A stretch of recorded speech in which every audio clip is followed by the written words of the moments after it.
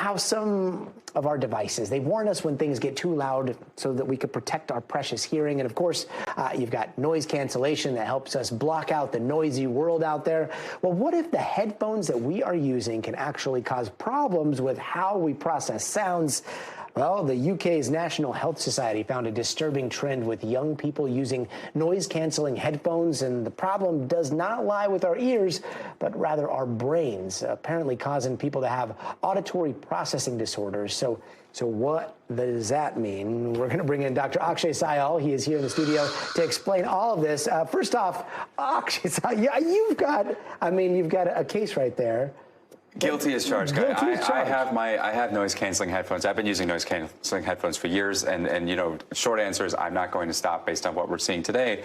But that being said, it is really, really interesting what these audiologists are telling the UK press. Got it. So you're still using it, but you've read this. What first off, let's just explain the science here. How does our brain process sounds, and what does noise canceling do? Great question, Gotti. So when things make noise in the world, they create these sound waves, and I think we have an animation here we can play for you in a sec. But these sound waves travel through the ear. They go through the middle ear and then into the inner ear. You can see there on your screen there. And those vibrations from the sound essentially just vibrate different parts of the ear. You can see that's the eardrum there, just that little squishy thing moving. And there's some bones in the ear that are going to start vibrating. And that thing on the right there, that's the cochlea. That's sort of snail-looking thing. So that's, you know, when we talk about noise damage and hearing loss, that's where most of it happens, right? That's the reason we have noise-canceling headphones in the first place, to prevent some of that damage. But Gotti, what we're talking about today is a little bit different.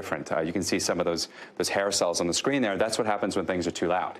But what they're saying today in the UK is that there's actually a problem in the brain, not the ear. Sort of like, you know, if you're in a noisy room, kind of telling where that sound is or who is talking. That's more of what we're talking about today, as opposed to dampening everything. Interesting. And so when the brain is processing this like ambient sound in the background, is that important for like human development? It is, and you know, a lot of what we're seeing, especially with these AirPods and other headphones, you know, kids are using them in school. Kids in their younger years are using them in school, and so a lot of the alarm today in the UK press is about, you know, if these kids are starting so young, what's going to happen as they develop? Are those parts of the brain going to be shrink or atrophied, or going to be smaller than they should be? And how is that going to affect, you know, their ability to have a conversation sitting here in a room or in a loud room, or to sort of be able to pick up different sounds? That's where a lot of the alarm is coming from. So moderation?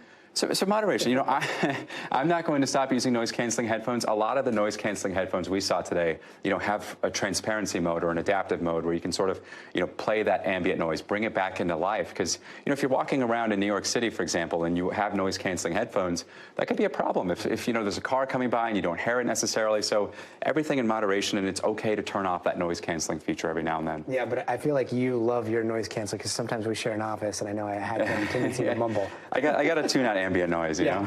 There you go. Dr. Akshay Syal, thanks so much for joining us. Anytime.